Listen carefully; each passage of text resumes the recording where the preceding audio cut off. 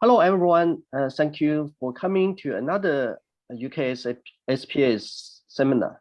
Today, we have Feng, who is a professor of security engineering at the Department of Computer Science at University of Warwick.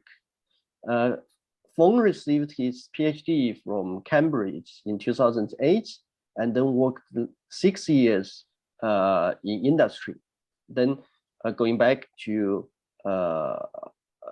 academia. He started in 2010 first as a lecturer, then a reader in 2014, and then become a professor in 2018. With colleagues, he designed a range of cryptography protocols, some of which have been standardized and used in practical applications, such as JPAKE, which is a key exchange protocol. He had 2014 ERC starting grant and the ERC proof of concept grant. Today, he will give an overview of password-authenticated key exchange protocols. And now I pass the stage to Feng. Okay, thanks, Changyu. Thanks for the introduction.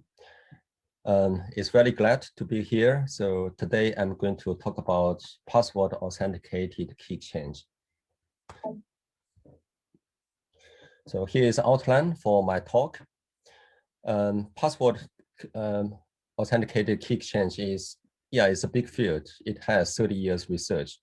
So in today's talk, I try to give a big picture about what's going on in this field and what lessons we can learn, rather than get into too much mathematical details. So I want to acknowledge that part of this talk is based on an SOK paper, which I'm currently have been working on with Paul van Oeschot. So first, overview of PAKE. So let's start from 1976. So this is a year to be remembered in the history of cryptography. There was a classic paper by Diffie and Hellman, and this is a quote from that paper. We stand today on the brink of a revolution in cryptography, and that is a spot-on statement.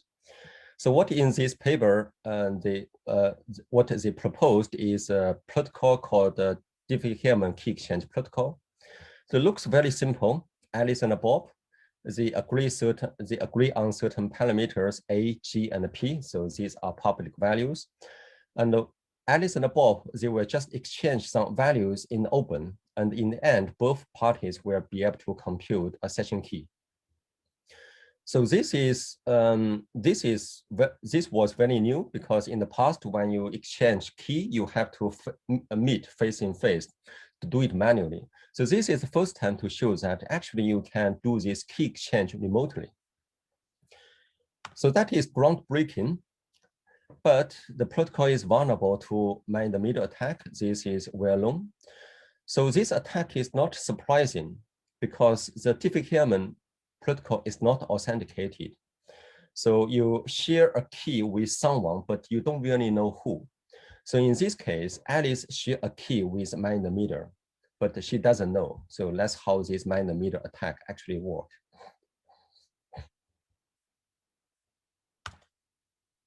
So there's a problem, and how to fix this problem. It turns out this is harder than what people had expected. There are 30 years research, active research in this field, and today is still active area. The intuition is very simple. So for Diffie-Hellman key exchange protocol, it doesn't have authentication. So now all you need is to add authentication. And in security, as we all know, that there are 3 authentication factors. Something you know, that is password. Something you have, that is a token, which can typically save a pair of public key, a public and a private key. The third factor is something who you are, so that's biometrics. And there are techniques corresponding to each of these factors. So today, for this talk, I'm going to focus on the first one, the password-authenticated key exchange. So this is one application scenario. Actually, this is the original motivation for PAKE. So application scenario is that you have 2 telephones. and you call each other. With the current telephone system, there's no guarantee of privacy. So the service providers, they can record your phone conversation very easily. Because the phone tapping is so easy, so different countries, countries all have legal regulations in place to make sure that phone tapping is only restricted for law enforcement. This is also to protect citizen privacy. But the laws are different if you are not a citizen. For example, if you call someone in overseas, and if your phone call goes through certain service providers in the US, then the US government can eavesdrop your phone call without any problem. They are not obliged to respect your privacy because you are not a US citizen. So in fact, that is what NSA has been doing all the time. So the idea here is that how can we actually establish a secure phone conversation? And with the PAKE technique, all you need to do is you enter a short code on your keypad, for example, 3 digits and less 10 bits. So with this short code, and then you can establish a secure conversation with the other side. So no service providers can eavesdrop your conversation because this encryption is end-to-end. What I want to highlight here is that for these applications, there's no public key infrastructure. That's a very important point. And indeed, for our current telecommunication systems, there's no public key infrastructure.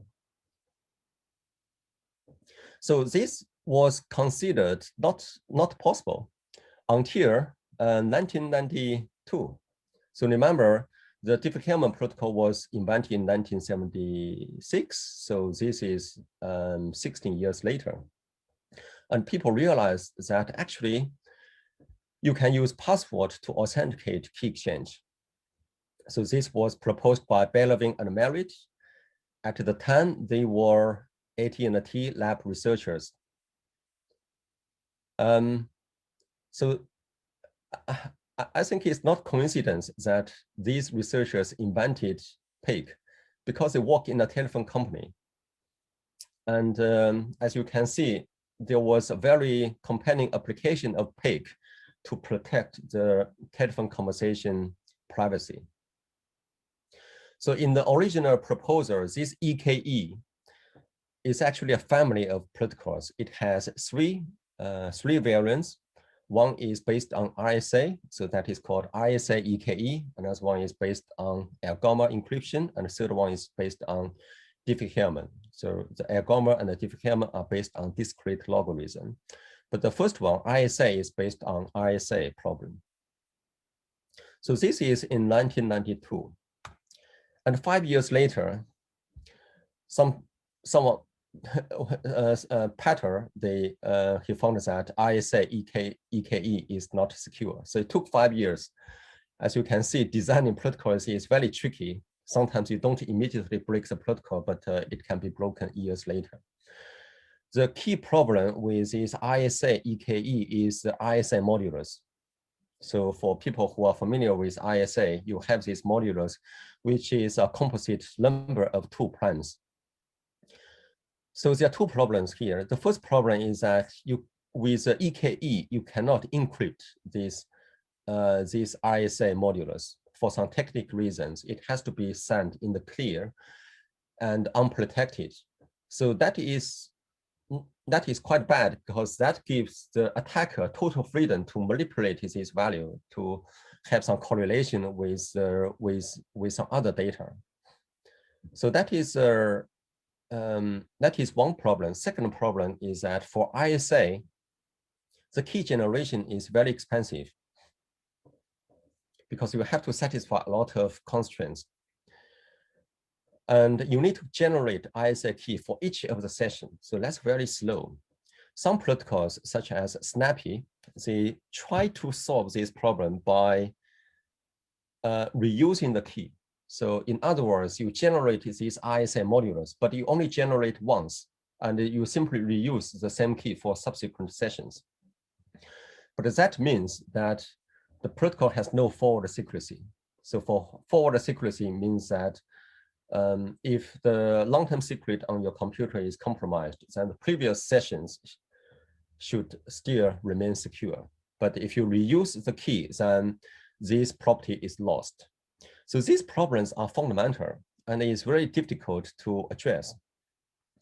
So for these reasons, as you can see in the history of this PAKE, almost all practical PAKE solutions are based on discrete logarithm, not based on RSA. So here is how this EKE based on Diffie-Hellman EKE works. It's almost the same as Diffie-Hellman protocol. The only change here is that you use a password to encrypt the key exchange items. So password here is W. This looks intuitively secure, but actually there's a subtle problem. So subtle problem here is that for the content of this encryption A, this is a value from the range of 1 to p minus 1. And that doesn't fit precisely the block size. So if the attacker, they get this value, all they need to do is to try a password, try to decrypt this value. If the decryption gives you a value bigger than p, so that will tell you that this password is wrong. So you can filter out certain passwords. So in other words, it leaks information to a passive attacker. As you can see, this problem was not immediately discovered, but only years later. This is fairly common in the secret protocols. So this is 1992, and in 2000, there was a there was a paper at Eurocrypt by Bila, Ponchiva, and Logoway. So this paper proved that EKE is a secure protocol. So this proof was, this paper was a celebrated result in the field of provable security. If you see that, it has lots of citations. And many people just accept that EKE is provably secure. But actually, there's an obvious problem or obvious question. The question is, previously in 1996, we already know that EKE leaks information. But now in 2000, it has been proven that EKE is secure.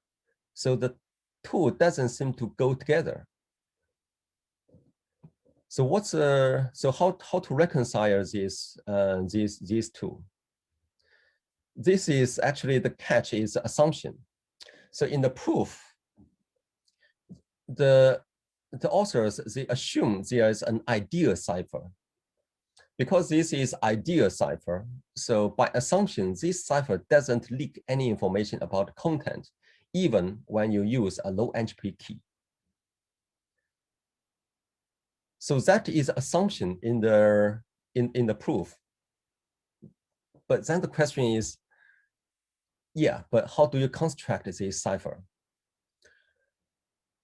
So in a separate document after that Eurocrypt paper, Bila and Logoway, they actually submit this EKE to IGP P1363.2 for standardization.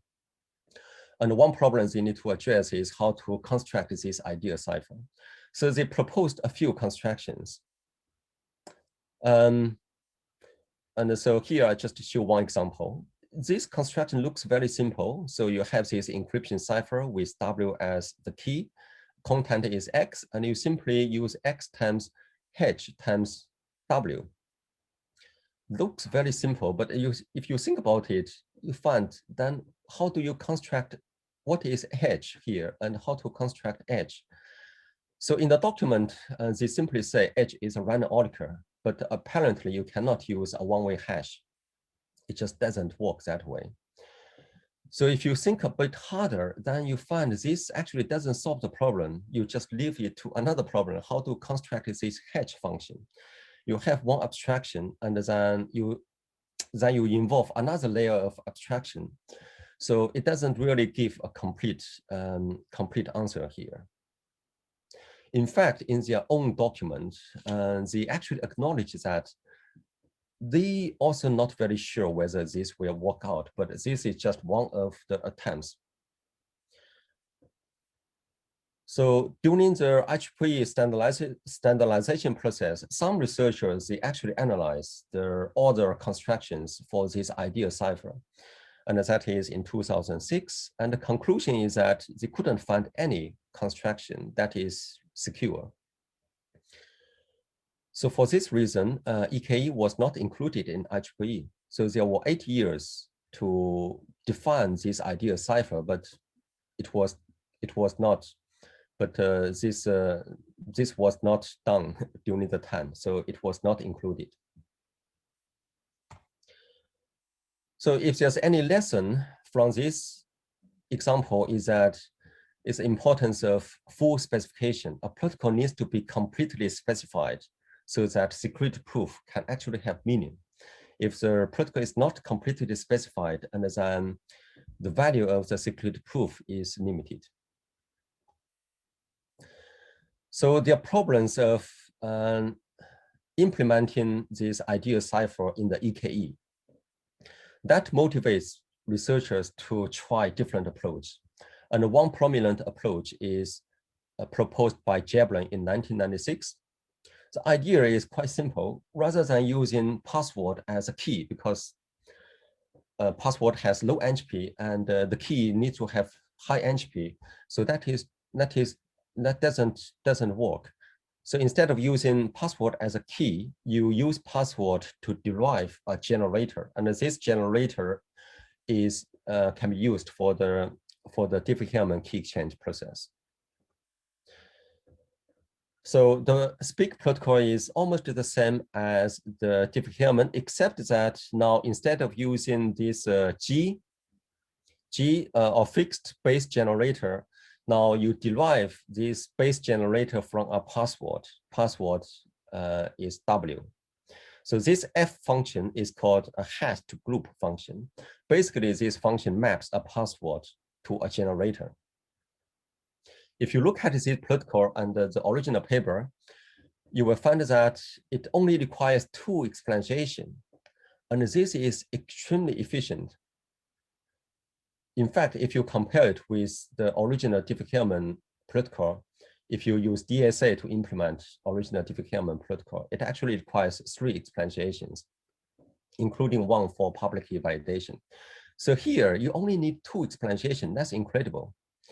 And in fact, there are lots of variants of this SPIC protocol. And most of these protocols claim to be extremely efficient for exactly the same reason. You only have 2 explanations. But if you think about it, it doesn't really, you need to be careful when something sounds too good to be true. So what is the catch here? The catch is that it has this function, this hash to group function. And the cost of this function is not considered.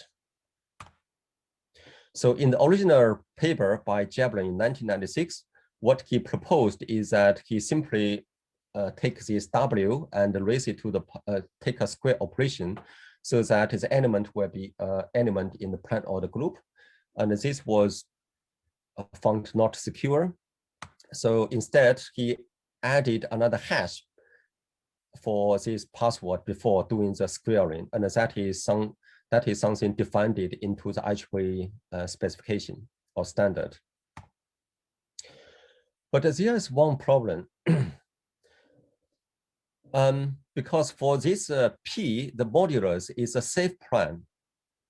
So if you choose 3072-bit modulus, then what is the size of the exponent?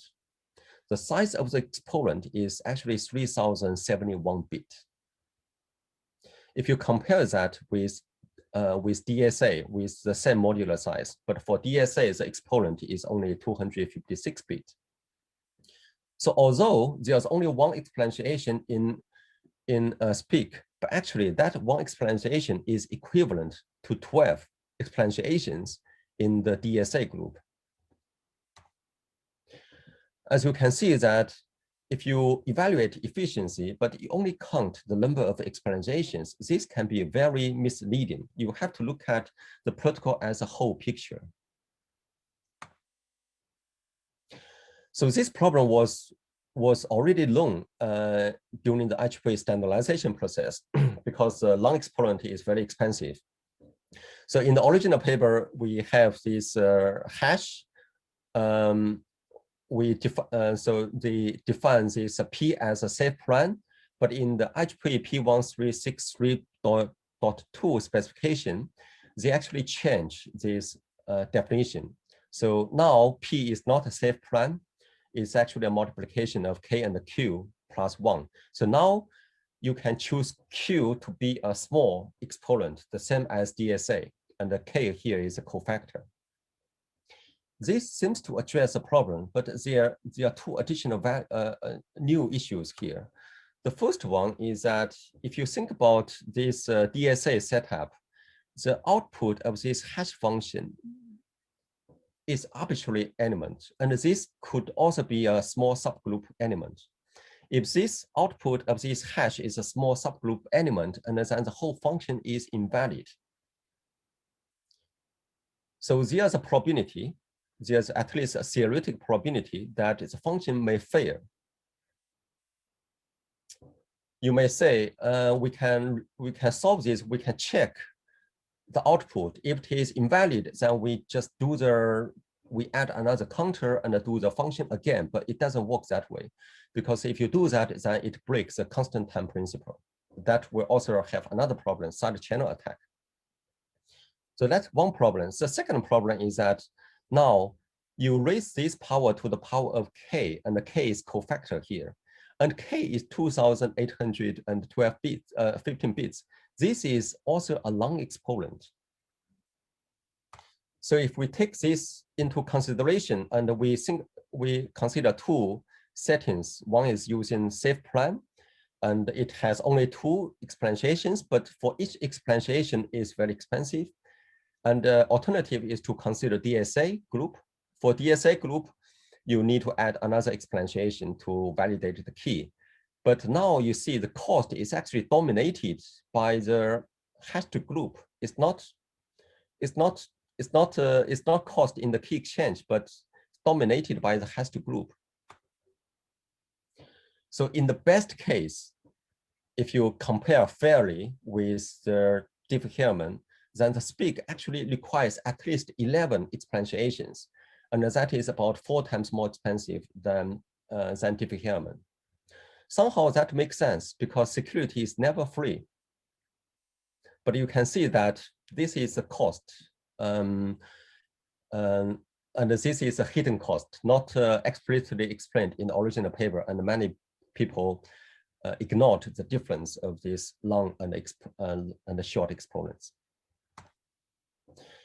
So far, I have talked about this hashed group in the model P group. There's another setting called elliptical curve setting. So for elliptical curve setting allows more efficient implementation. So equivalently, you will also need hashed curve function in this setting. So in this setting, you have this password and you need to hash this password to a point on this elliptical curve. This is not arbitrary point. It has to be a long identity point in the prime order group. So IEEE P1363.2 had one definition, and this is a general solution works with any curve, but it's not constant time. So it was broken. And this function actually was adopted by Dragonfly and used in Wi-Fi, but it has been broken. So currently IETF is trying to have a more secure definition of hashed curve. It has been going on for 3 years, but it's still not finished. In the current IETF, what they try to do is to define custom build solutions for selected curve. So it's not general solution, but also the current draft doesn't guarantee the output is a prime order point. Again, you may say, yeah, why not we simply check the output? If it is not prime order group, then we run the algorithm again, but that breaks the constant time algorithm, a constant time principle. So as you can see, all these small little things makes these problems quite tricky. And this is not a new problem. It has been known for 20 years. So the lesson from SPIC is that if we define a protocol, the protocol should be completely specified in all relevant group settings so that we can have a fair and comprehensive analysis. But that is not the case in many protocols, and we will see more examples later. So I want to talk a bit about the IEEE standardization. This was a major effort from IEEE. So since the first invention of PAKE in 1992, there was an explosion of interest and many papers published in the field. And many papers published at good conferences and good venues. So at the time, 2000, people were optimistic that the problem had been solved. There had been so many papers, probably hundreds of papers, and so many solutions. All we need to do is to take a step back and look at the proposed solution and choose one or a few for standardization. And this project was initially proposed as a 4-year project, but during the process there were lots of problems and arguments. And after 2004, the project was extended every year until 2008. Usually for 8 years is the maximum lifespan. If you cannot standardize a technique in 8 years, then something is wrong. So even after 2008, the IEEE standard was no longer maintained, but there are still problems reported, and there are still attacks reported on the IEEE specification, including the Elliptical Curve function. So 2 years ago, this specification was officially withdrawn. So there was an interesting legacy from this IEEE that at the time there are so many papers, and it's reasonable to think that you just need to choose, so many papers and the problem must have been solved. But it turns out that it's not the quantity of the papers, it's really the quality. You don't need so many papers, you just need some papers that actually solve the problem. But when IEEE project was finished in 2008, that was clear that the PAKE problem had remained unsolved. So that was the initial motivation for us to look into this issue. Although at the time, many people said the problem had been solved, we already have IEEE standard. But if you read through the IEEE specification, you realize that actually the problem was not solved. For other protocols, they all have various security issues. So why this PAKE protocol was so difficult to get right? A lot of early designs are based on heuristics, so they don't have any proof. They analyze the protocol and they couldn't find any attack. Then they thought the protocol is secure. But this is actually quite unreliable because it's very difficult to make the analysis comprehensive. It's very likely that you may miss something. So that motivates the probable security. And as a modern cryptography. But it's quite interesting that probable security, the outcome is actually a mixed outcome. There are many probably secure PAKE protocols proposed, but if you look at those protocols, many of them actually are never implemented. So that begs the question, why? So security proof is just one element in the analysis.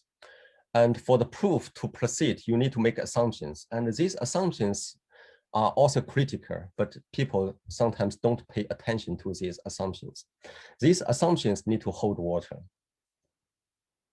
So we'll briefly explain some models and assumptions here. So most people already know random oracle.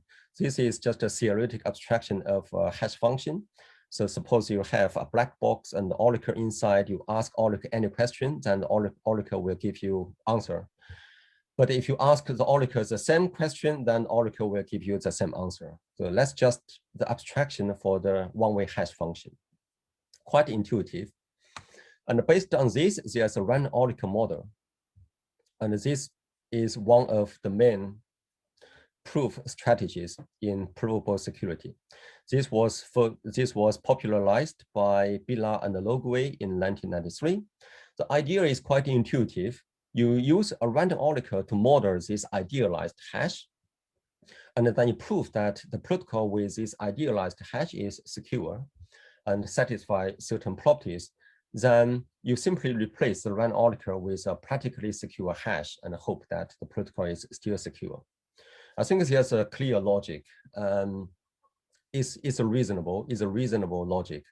But if you think about it, the last step is heuristic in nature, and that was acknowledged by the original paper. But in the security field, some people, they don't like heuristic element. So they want to get rid of any heuristic. So especially in the around 2000, there are many papers motivated to remove random oracle. And this also reflected in PAKE. So if you remove random oracle, that's fine, but then what's the alternative? So the alternative is the common reference stream model, and there are quite a few papers on that. For this model, it assumes a function that gives you this trusted setup. So the trusted setup in the context of PAKE is a few generators, and the discrete logarithm relationship between these generators must be unknown. You may question why it's unknown.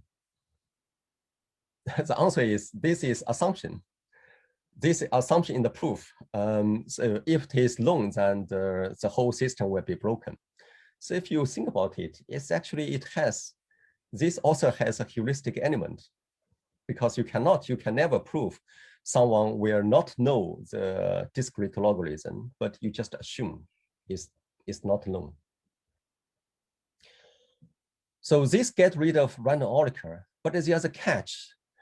How do you define this common reference chain? So you have another problem. How do you implement this common reference chain? At least in random oracle, you can just replace random oracle with a one-way hash in the implementation. But now, how do you implement this common reference chain? So in lots of papers, the authors propose to use trusted third party. Then the question is where to find the trusted third party.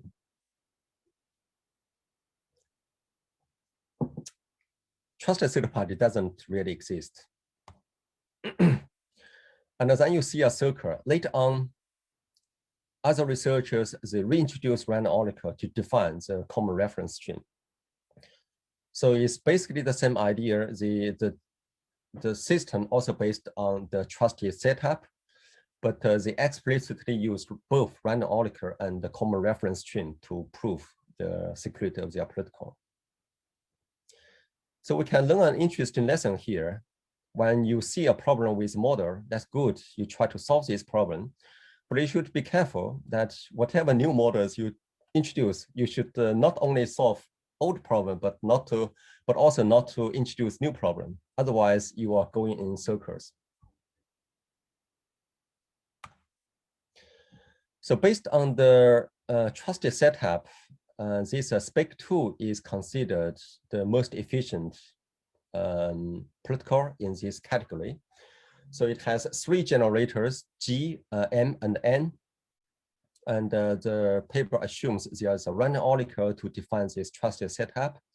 And how exactly that is done is not explained in the paper, but is defined in an internet draft. I think is still being defined at the moment.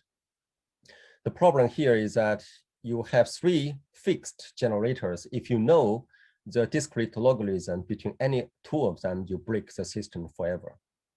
So this is the same issue as the dual EC random number generator.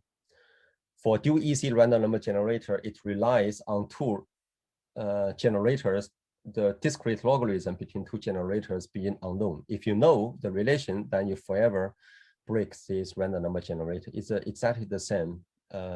It's exactly the same problem.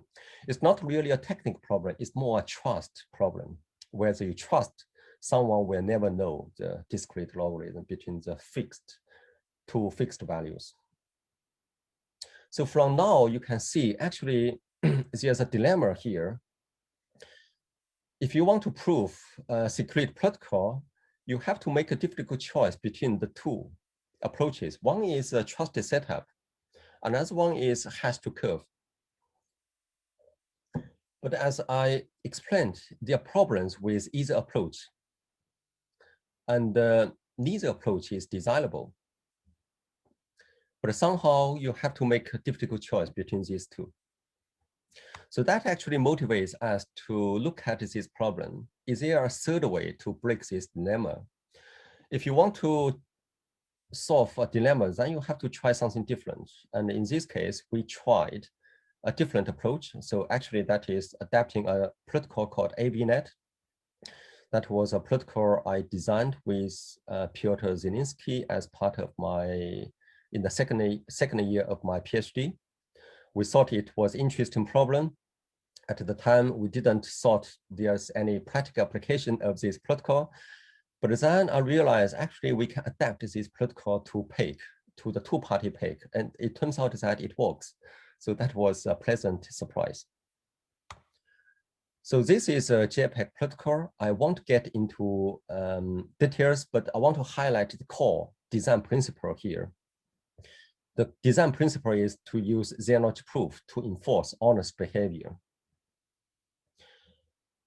So zero-knowledge proof is a technique to force the players to follow the specification. But if you look at the literature of PAKE, zero-knowledge proof has never been used before. This is due to two reasons. The first one is that people commonly think zero-knowledge proof is not efficient, but this is an easy question to address because we designed the protocol and we show that it can be efficient. The second issue is more subtle. The zero-knowledge proof was not compatible with the mainstream formal model. So at the time, everyone, if you want to publish papers, then everyone use a formal model and prove that your protocol is compatible with a formal model. But if we use zero-knowledge proof, then it's not compatible with a formal model. And the reviewers will simply say, then it's not compatible with a formal model, then you must be wrong. But there's a possibility that if something is not compatible with a formal model, then there's also a possibility that the formal model may be deficient. So in 2008, when we designed the protocol, we have secret proof, but the proof are not in the formal model. So it was not considered as formal by some people, but 7 years later, some other researchers, they had an independent analysis of JPEG and they formally proved that JPEG is secure in a formal model. But this is a modified formal model. So they specifically modified formal model to make it compatible with zero-knowledge proof. So that was interesting to us. So I want to say a little bit about zero-knowledge proof because it's so important in the design of JPEG. There are a lot of work on zero-knowledge proof, especially by Micali and Goldwasser in the 1980s. So, and that is a theoretic importance of zero-knowledge proof has been widely understood. And if you look at the multi-party computation, almost all the multi-party computation protocols use zero-knowledge proof to enforce the honest behavior of the players. And now you look at PAKE, then you see that PAKE is actually just one instance of the big picture. It's one instance of the more general MPC problem on the equality function. If you look at this big picture, then the use of zero-knowledge proof is quite reasonable. It's not something crazy or ridiculous. I think the lesson here is that at least from our own experience, many crypto problems are actually related. A broader view helps. If you only work on PAKE and only look at PAKE, then somehow you lose the big picture.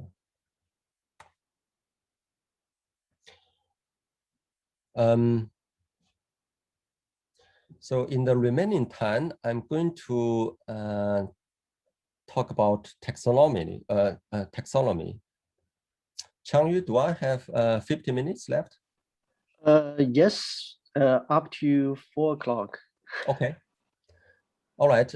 So yeah, I will briefly talk about the taxonomy. So for all the protocols proposed in the last 30 years, we can categorize them into 5 categories. So I use different colors. And here is another view to look at different categorizations.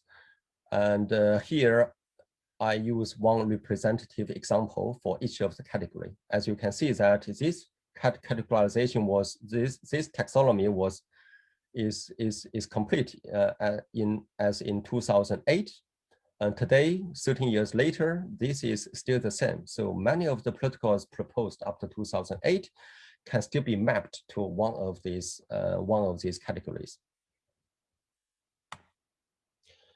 And this is another view of this the timeline of this research. As you can see, JPEG was proposed in 2008, and after that, there are still many PAKE protocols to be proposed, but actually they use the same ideas as before, either use trusted setup or has to curve or has to group or some other techniques. But yeah, but with these techniques, we already know that they have various limitations.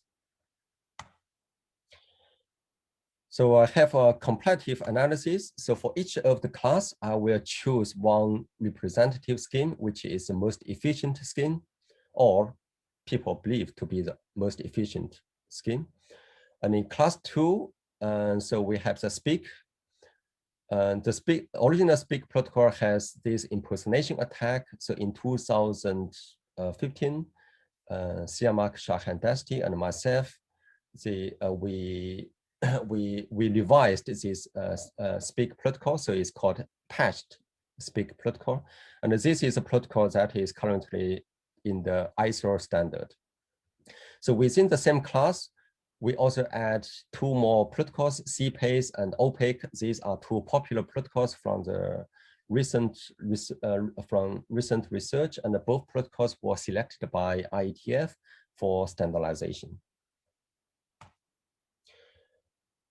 So the comparison is going to be in 3 aspects. One is round efficiency, another one is computation in the multi-P group and also in the EC group. So just to summarize the comparison result here, I want to highlight that for CPACE and opaque, if you read the original paper, they say the protocol works with any group, but on the other hand, the protocol assumes this has to curve function. So effectively, so implicitly, that actually means that the protocol only defined in the elliptical curve setting. But here, because they are in the same setting, in the same class as SPEAK, so we also add the mod-P group setting for these 2 protocols. So overall, you can see that SPEAK 2 is most efficient, but this is only protocol that relies on a trusted setup. So if the setup is compromised, and this trusted setup is a static setup, if someone knows, and we don't know who, if someone knows the discrete logarithm of 2 generators, and the whole system will be broken, and you will not know, because that will be a secret knowledge. It's probably interesting here in the multi-P group, if you look at the cost, CPACE and opaque, they have about the same cost as JPEG. This is probably different from what some other people believed. They believed the CPACE and opaque are very extremely efficient, but in terms of cost is actually the same as JPEG because of this long and short exponent. And in the elliptic curve setting, at the moment for CPACE and opaque, it's difficult to say what is the cost because the protocol is not completely defined. It's still pending on the definition of this hash to curve. So a direct comparison with JPEG is not possible at this stage. In the In the last, I will briefly review a recent selection process by IETF. So in the PAKE field, PAKE is one of the interesting examples in cryptography that has attracted many standardization organizations to standardize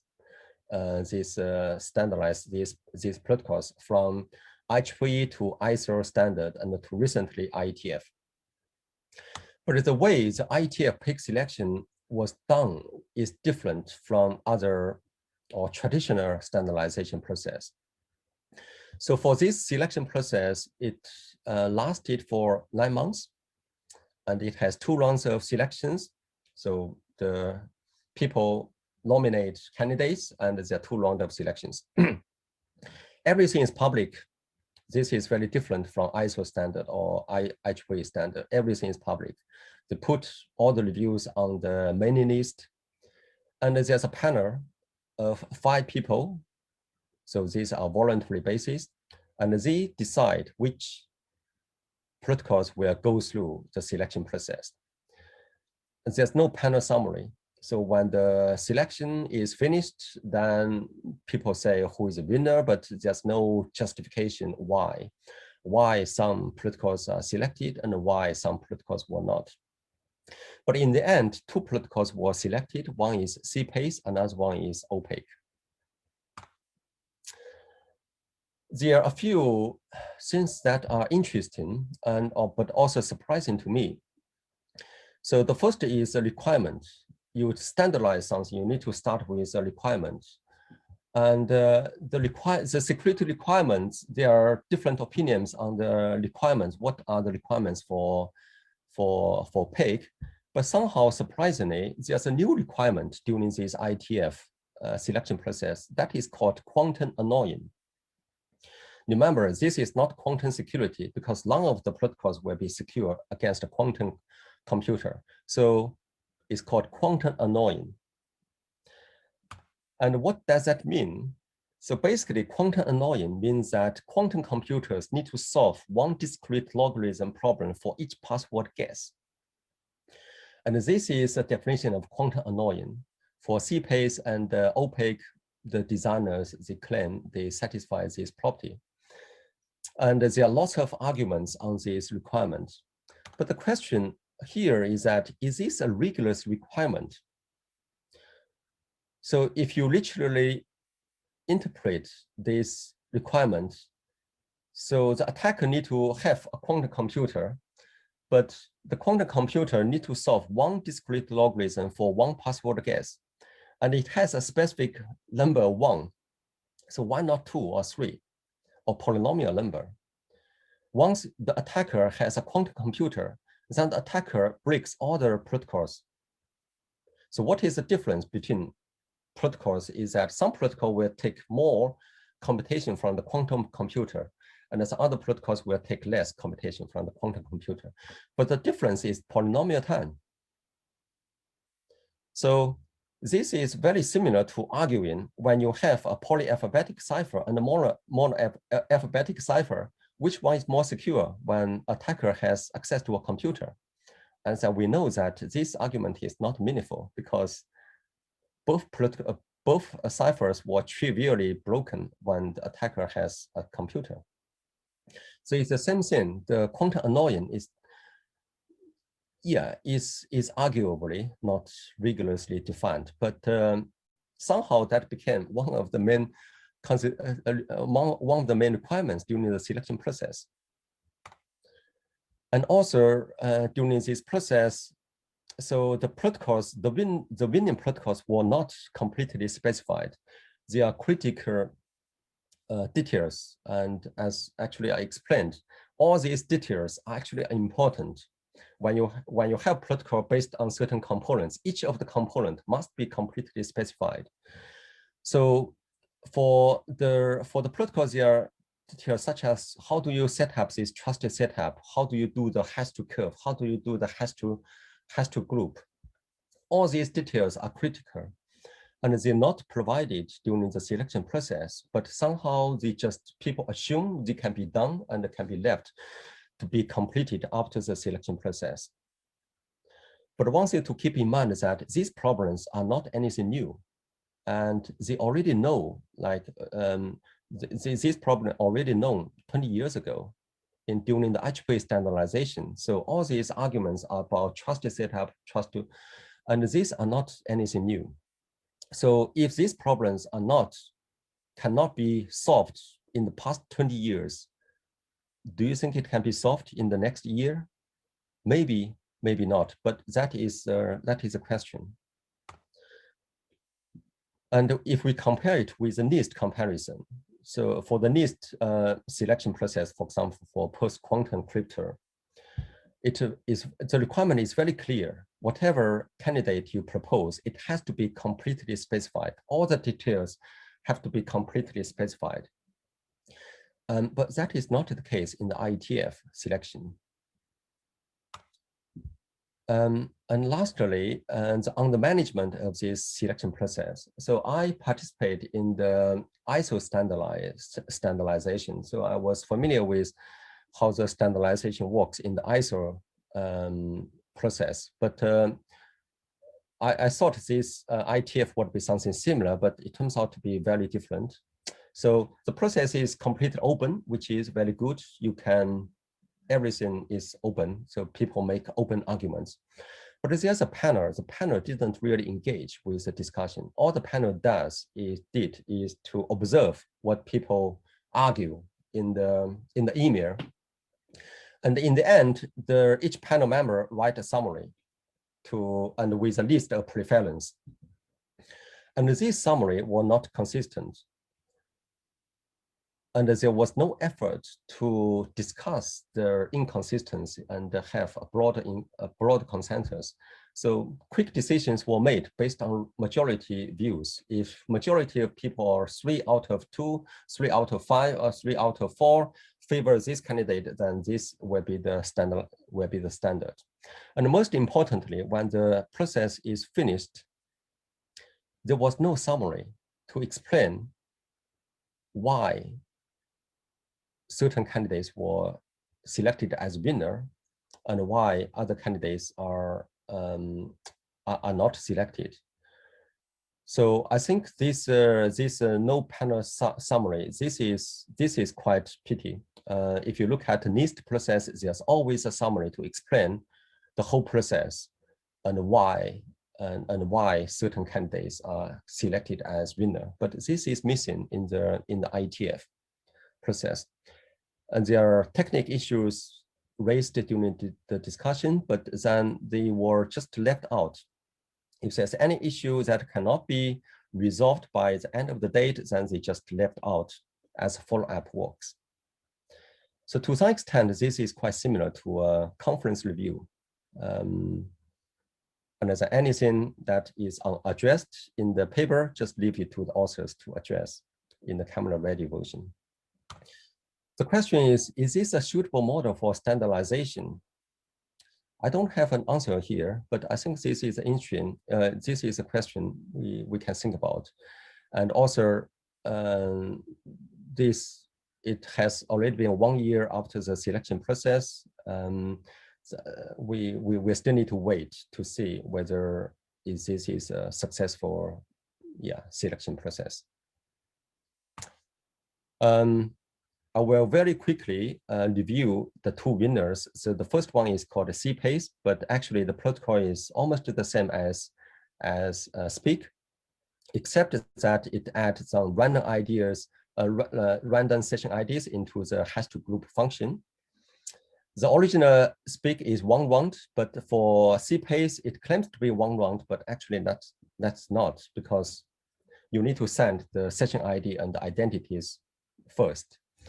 So after CPACE was selected as a winner, then now the authors, they actually started to modify the protocol. So the protocol is going to be different. And similarly for opaque, so for opaque, it has 2 phases, registration and login. For registration, it requires SSL, TLS, so it actually depends on PKI. This was not explicit, but if you want to do a secure registration, you need PKI. And you have this C as the stored data at server. And for each of the login process, you send this C value. But if you look at the C value, this actually can leak information whether or not the password has been changed. This is not a problem with some other protocols. Whether this is a serious problem, then depends on the application, but is a leakage here. And somehow, the opaque they proposed as a candidate for this IETF. One component is this authenticated key exchange. Originally, they proposed to use HMQV. But after opaque was selected as a winner, now authors they proposed to change the protocol and change it to a different component called a 3DH. And also for both protocols, they defined on this high-entropy curve at the moment is still not finalized. So I think I will stop here. So finally, just some open research questions. The first one is high-entropy curve. This is still an open question. Second one is augmented PAKE.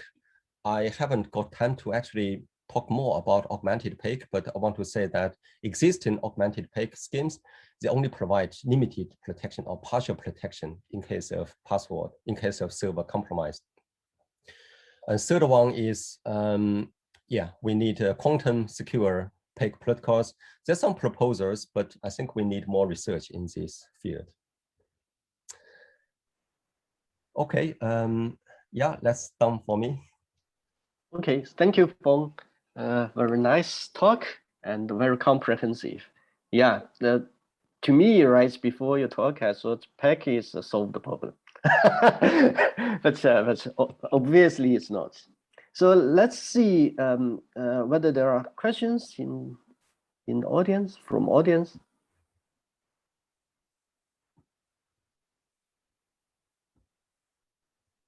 Any questions? Okay, I have one question about PAKE. So we have password, and we can have weak password. All right, then that means if it's weak, then it's easily can be brute forced. So in this case, how PAKE achieve security, or what kind of security can PAKE achieve? What kind of security can PAKE achieve? Yes. So if the secret is weak, it means that so you cannot do an offline dictionary attack. Mm-hmm. Okay. So in the most trivial case, if you simply send a hash of password, then this is vulnerable to offline dictionary attack. So by the PAKE design, you cannot, you must defend this, defeat any offline dictionary attack. And also the second requirement is the online dictionary attack. So there's always, you cannot prevent someone trying a random guess of the password. This is unavoidable. But you must limit this guess to only one bit, whether or not the two, or whether or not, you must limit the attacker to guess only one password at a time. And you can understand that from the traditional view of the MPC definition. So if you see this PAKE as an equality problem, so at the end of the protocol, each player can learn from the protocol is strictly limited to 1-bit information. It is strictly limited to the output of this equality, that is 1-bit information, whether or not the two inputs are the same. Okay. So that effectively means that you only you can only guess one password at a time. But also there's forward secrecy and the session key security for protecting the security of the session key. Okay, right. So another related question is if we can build PAKE from MPC, can we use general MPC framework like using secret share based MPC or gobble circuits based MPC to construct a PAKE? That is a very interesting question. I think no one has done that before. But it's also not specific to PAKE.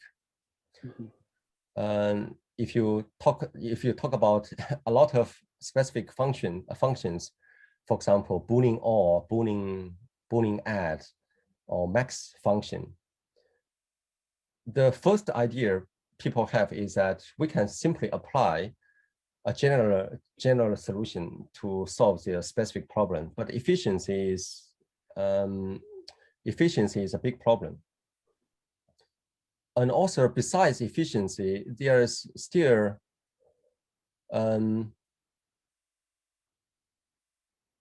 there's still issue because a lot of the general MPC protocols are based on abstract building blocks. And then how to apply these building blocks to solve problem, you can have the proof to show that is theoretically solvable, but if you analyze the protocol, you need a concrete protocol to analyze the security and the efficiency. But I think no one has actually done that. Okay. Right. There's a abstract versus concrete. Yeah. Right. And then that another is open question. Yeah. Yeah. Then another question is does PAKE have to be public key based? Does a PAKE have to be public key based? Yeah. Yeah, from my understanding, yes, it has to be public key based. Okay. Okay. You might have, yeah, I couldn't think of a way of not public key based. Then you have to reduce your requirements. Yeah, because the password essentially is a shared secret key. Yeah. Right. So yeah, you only have the low-entropy secret, and whatever you do with symmetric cryptography, you may still end up with low-entropy shared secret. But that's the magic with the public key. You have a low-entropy secret, but by the public key techniques, actually you can get a high-entropy secret. Okay. Right. Yeah, the one-way function is quite key here. Okay.